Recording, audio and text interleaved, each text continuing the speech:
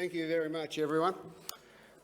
When I was 5 or 6, I heard a voice. It was a voice that had an incredibly powerful message in it, which sort of dictated the way the rest of my life would go.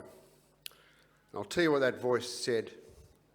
It said, "There's a blue tongue in the Hendersons' back garden."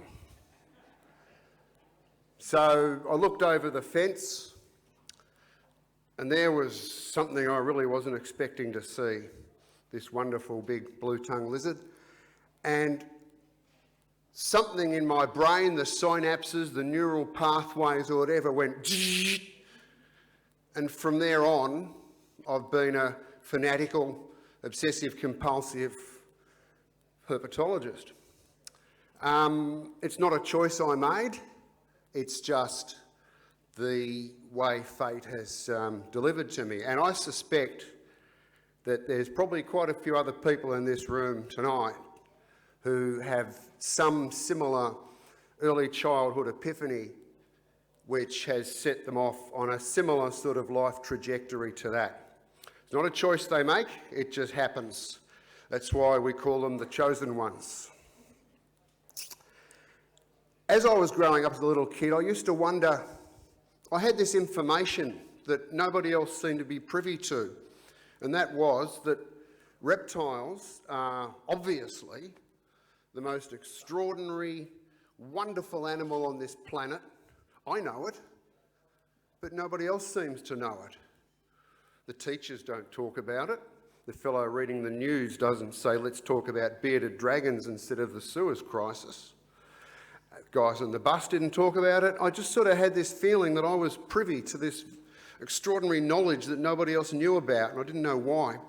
But as I grew older, I realised, of course, that people are very different. It takes all kinds to make this world, and sadly, most of them are wrong. I grew up in Melbourne, and one of the great channeling sort of forces in my neck of the woods was a local field naturalist club called the Hawthorn Junior Field Naturalists. And that's where we could all get together and meet like-minded young reptile enthusiasts and so forth. One of the young guys that I used to mix with at that stage, another young reptile person, his name was Tim Anderson. He went on to join a mystical group called the Anandamaga, and was jailed for the Hilton bombing and later acquitted. But that's just sort of a separate thing. We knew each other as young reptile keepers. In the early 70s, in my neck of the woods, hitchhiking was very common. And to go on a field trip, it was very acceptable to just pack your bags, stick your thumb out and hitch off to wherever you wanted to go, whether it was for the day or for several days. And it was just as acceptable to put your tiger snakes and copperheads in the bag and hitchhike back with them. Where occasionally in inadequate housing they would escape into the quiet suburb of Canterbury and Melbourne that really didn't have any reptiles, let alone tiger snakes, which had a bit of explaining to do from my end. Jerry mentioned that those early days there was no restrictions on catching reptiles and keeping them. And me in Melbourne, and I had a friend who appeared in Jerry's pictures before, Keith Martin, in Sydney. And our communication was by letters. We'd write to each other and we would swap reptiles with each other. And it really was as simple as packing the lizards into a box, into bags, into a box, writing live reptiles handled with care, taking it down to the local railway station at my end and giving his phone number and his local railway station, which I think was Belmore Railway Station. And they'd go off by train to Sydney, they'd arrive at Belmore Railway Station, they would ring Keith Martin, he'd go down and collect his lizards, and vice versa. So it was a simpler time. And it was a simpler time in terms of the literature as well. This was my first reptile book. the How and Why Wonder Book. It was mostly American, so I learnt more about chuckwallas than I did about blue tongues. And I really doubt very much whether the authors had much at all to do with Australian herpetofauna, with their account of this 7 to 8 inch frilled lizard.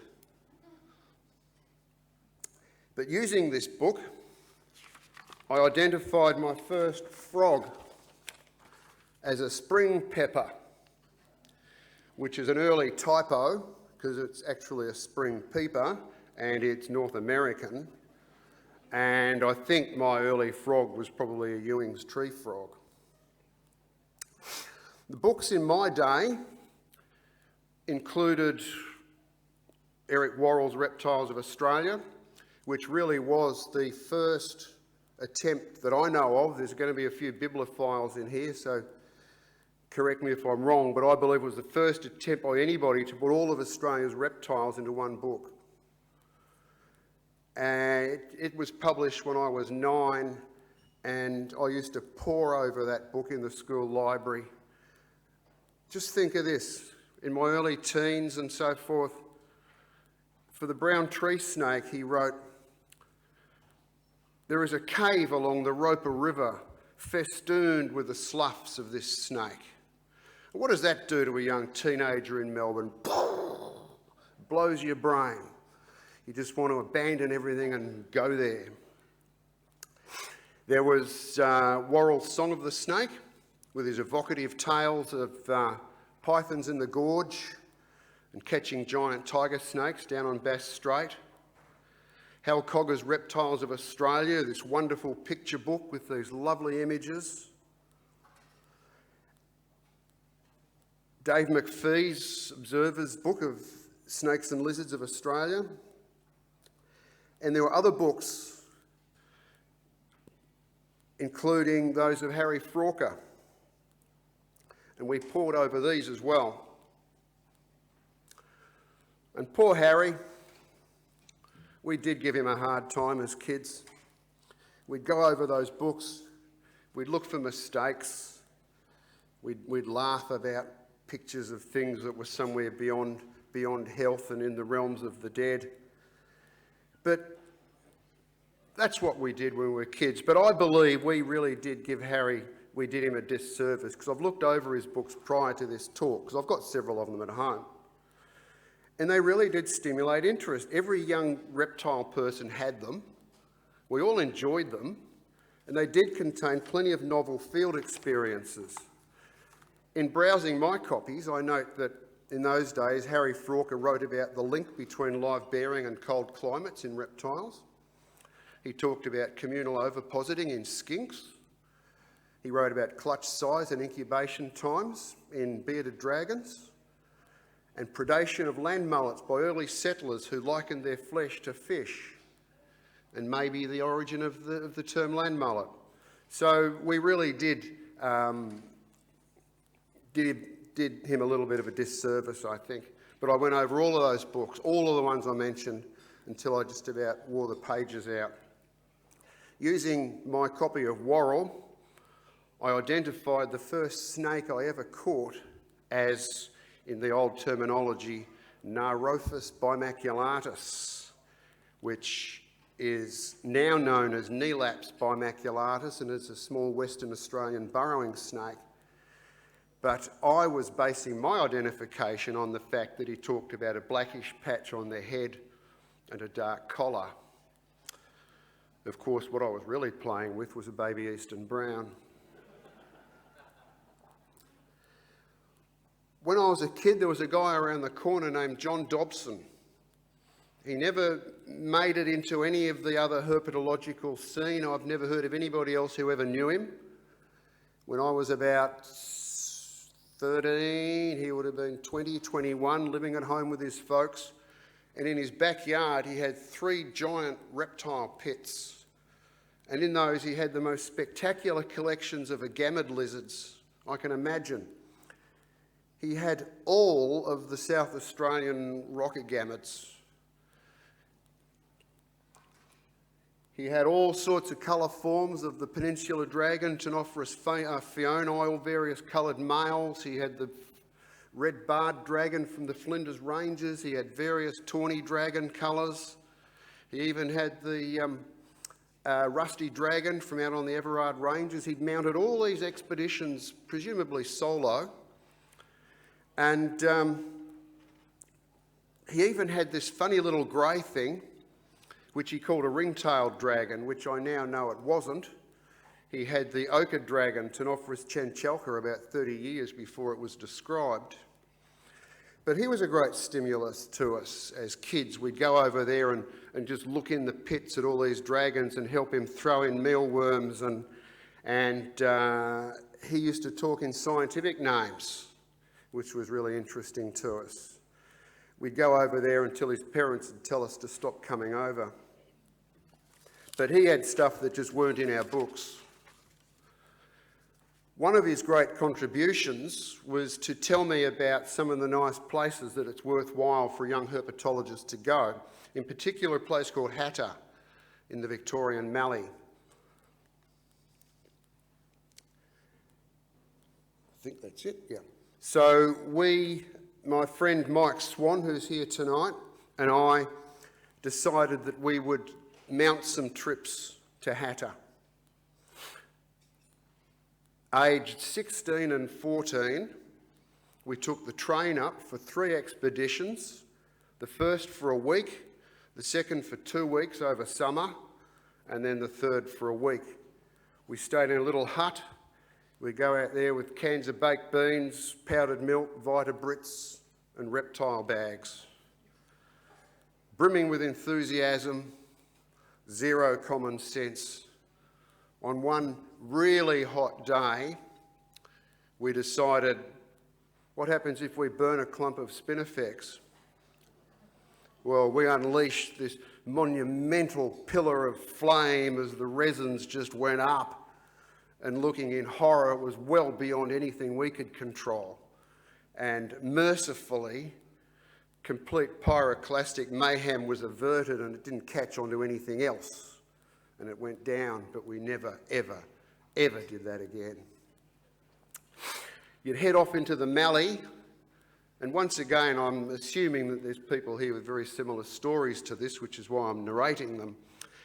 We headed off into the Mallee one day. I'm not sure what sort of PPE we were wearing, probably just shorts and thongs or sand shoes, and returned some hours later on this very hot day with a large eastern brown we'd managed to stuff into a bank bag.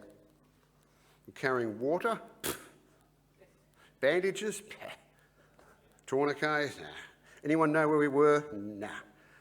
It's a miracle that some of us are here today, or the things we got away with. But we used to go there chasing all the little agamids through the triodia and delving up to our wrists in the spinifex needles, looking for pygopodids.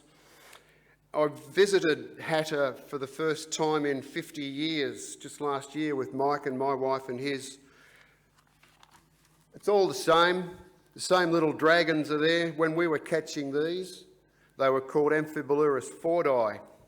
Then they became Ctenophorus fordi, and now it's Ctenophorus spinodomus, related to a New South Wales species. So things have changed. But we even found the hut.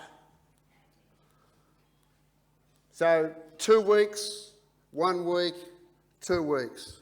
We spent a month in that hut as teenagers in our 16 and 14 with our cans of baked beans and our powdered milk. It was good fun. But what it did is gave me a real taste for the arid zone. And so around about the age of 19, I kissed my tearful parents goodbye and moved to Alice Springs.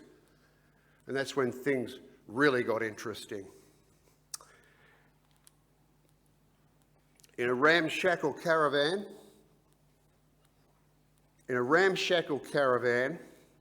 gutted and filled with aquariums full of reptiles, there I was. It got so full of reptiles, we got another old caravan, also a ramshackle gutted thing, filled it with reptiles. When that was full, my mate Mike Gillam and I were under a tarp. But then something really wonderful happened. Herpetologists began to arrive, and they stayed. And we ended up with what I would consider to be Australia's first and only herpetological commune.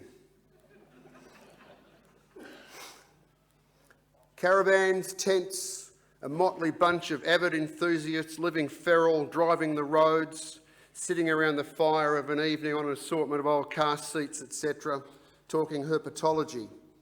Got odd jobs around town. So there was a time, I'm talking mid-1970s, in the outback town of Alice Springs, when the yardman at the Stewart Arms was a herpetologist, the janitor at the local high school was a herpetologist, the cleaners with the local contracting company were herpetologists, and so was the labourer at the local railway yard, plus a bunch of unemployed ones as well. So who was this mixed bunch? There was Richard Wells, who brought his uniquely Wellsian crazy fanaticism, went on to write extensively, insightfully and controversially on taxonomy. Mike Swan went on to work for many years with Zoos Victoria, set up a herpetological book retail business, authored and edited books on husbandry, Australian frogs and, very appropriately, Mallee herpetology. Mike Gillam, who's still in Alice Springs, wrote a very highly collectible monograph on the genus Cydonaea, heavily involved in local conservation and social issues, and a renowned Central Australian photographer. Keith Martin, who appeared in Jerry's Picture Show, is now a Cairns-based freshwater fish enthusiast with a strong interest in herpetology. Robert Cook, who also retained a fascination for herpetology. And Peter Rankin, who brought a vast herpetological knowledge, a systematic approach to collecting, curating and identifying specimens. During the months that he was there, he was collecting for the Australian Museum. Those bottles that he's holding, he and I went to the Three Ways Roadhouse and went out the back to where there was a rubbish dump, and we turned over an old suitcase with spinifex growing out the top, and all of those bottles were in it. And we took them back to Alice Springs thinking we made a fortune and sold the whole lot for $50. Oh, I wish we hadn't. More about Peter Rankin a little later, because he was an extraordinary person. There was also a bunch of peripherals in our herpetological group, because around every hardcore young herpetologist, like moons in planetary orbit, are well-meaning associates. They don't have the essential spark, but they're keen to go herping because we all did it and it was great fun. One humid night in Alice Springs, when no one's car was working, we hired a taxi to go night spotting. Just drive out of town, we told him, and then turn around when we want you to. He thought we wanted to rob him. I return now to Peter Rankin via a small segue back to Harry Frawker. This is a famous photograph of Harry in a couple of his books, holding a bearded dragon.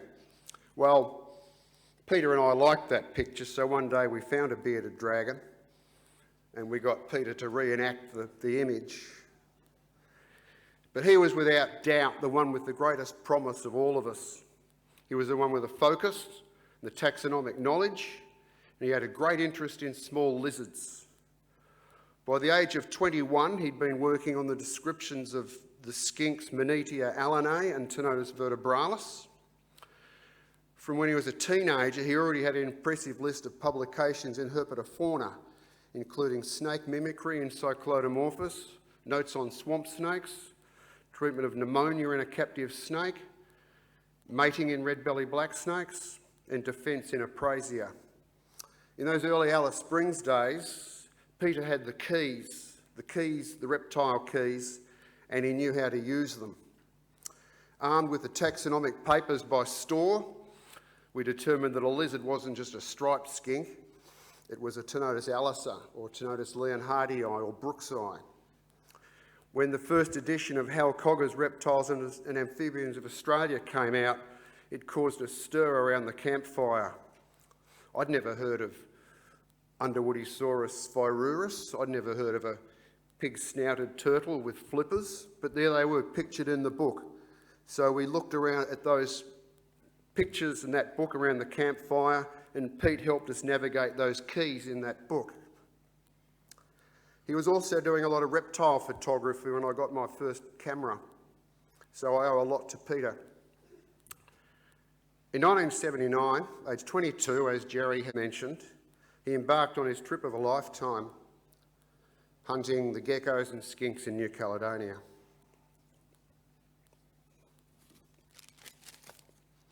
He wrote to me a letter. This letter's 40 years old, so a lot of you people were not born when this was written. It's dated the 31st of the 12th, 1978, from New Caledonia. I won't censor it. He's 22, I'm 23, he's writing a mate a letter. He says,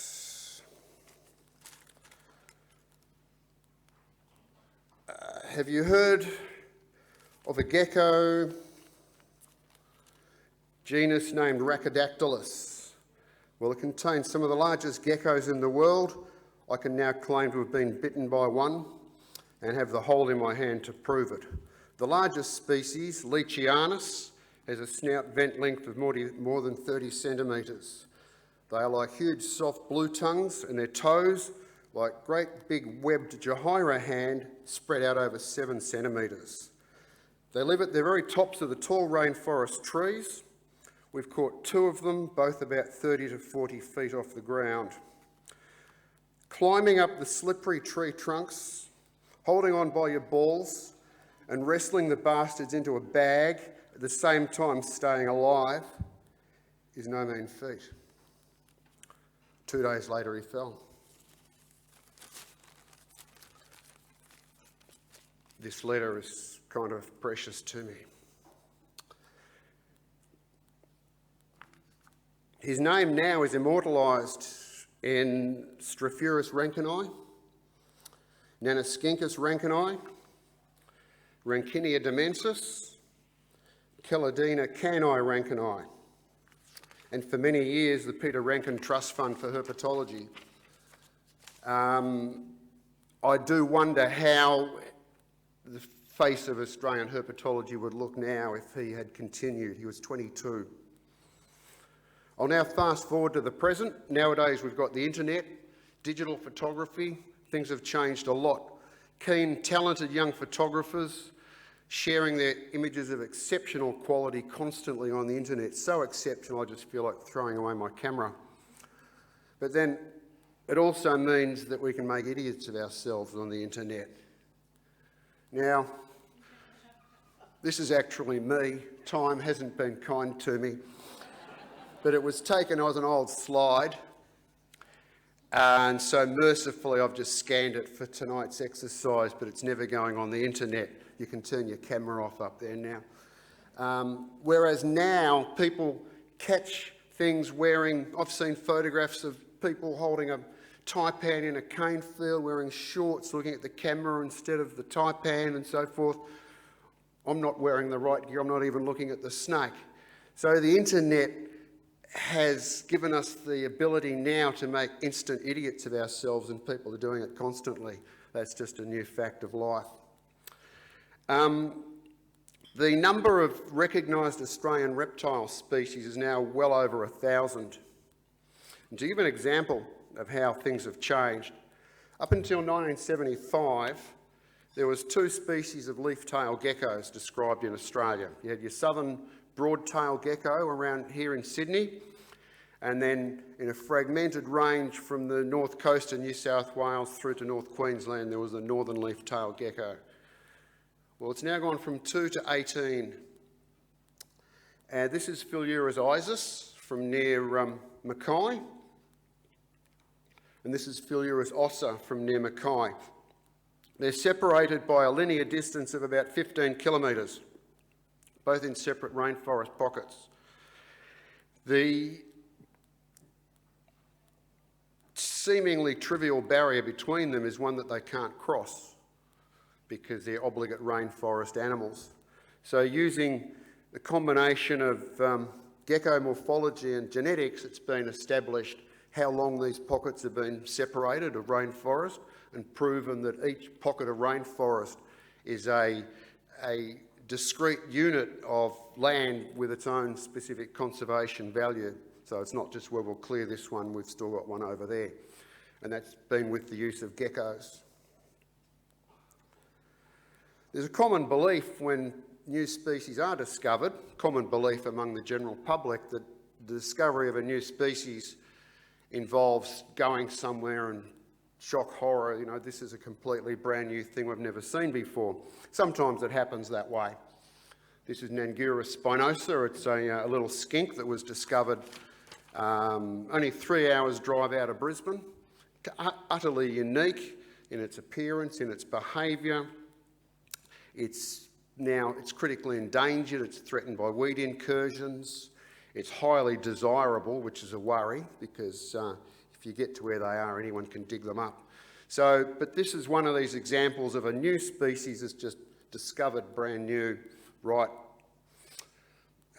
with no, it's just, there it is, bang, wow. Likewise, when this was discovered by Conrad Hoskin on, bear with me for a moment, Cape Melville, the Cape Melville rainforest, perched on the top of a boulder field. And when he went in there, all of the typical rainforest genera were there, the shade skink, Cyprus skincus, the Carlias, the Glaphiromorphus, but every single one was endemic to that patch of rainforest, including this extraordinary leaf-tailed gecko, Saltuarius eximius. Actually, a more usual taxonomy these days employs more genetic and molecular techniques. Once upon a time, up until quite recently, it was easy to identify this skink. If you're in a rainforest and the little red-throated skinks were running around, it was Carlia rubrigillaris. Simple. When you went out in the arid zones and you found these long-bodied little geckos with the beak-like faces, they were beaked geckos, Rhacodactylus ornata. Now both of those things are complexes, and to be certain of what any of them are, you really need to know where they're from. So identifications become a little bit more complicated these days. We do face some pretty critical conservation issues in this country, and I wouldn't gloss over that. This is a southern gastric brooding frog. I believe it's the last photograph of one taken in the wild. I took that in 1979 in the Conondale Ranges. A friend of mine, Greg Shakura, was living in that area, and he took me up there and he said, sure, we can find a gastric brooding frog, let's go and have a look. And he took me up and he said that these frogs are just in the little riffle pools, in the flowing streams, a little bit of still water in a pool, just turn over the stones and these weird, flat, slippery frogs swimming around under the stones. And we hooked one out and I got a couple of photographs. And he said, funny, I don't see any day frogs hopping around. They normally hop around on the rocks. Oh well. And the day frogs have never been seen since, and these things disappeared within a year. It took over 10 years to work out that it was an imported fungus called chytrid that killed them and then went on to create other catastrophic amphibian declines. So that's a significant conservation issue worldwide. It's not rocket science, though, to recognise that the main threats that things are facing, or critical threats, are habitat loss and fragmentation, plus the dreaded climate change word that politicians are too scared to even utter.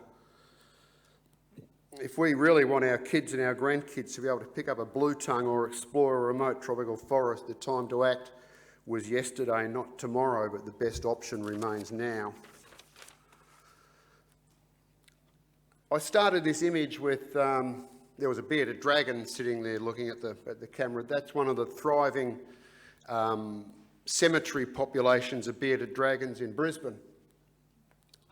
and consider these pictures of the bearded dragons and these other reptiles in cemeteries as a metaphor, because for these reptiles, the structures that we erect and salute and remember our departed are nothing more than convenient basking and shelter sites.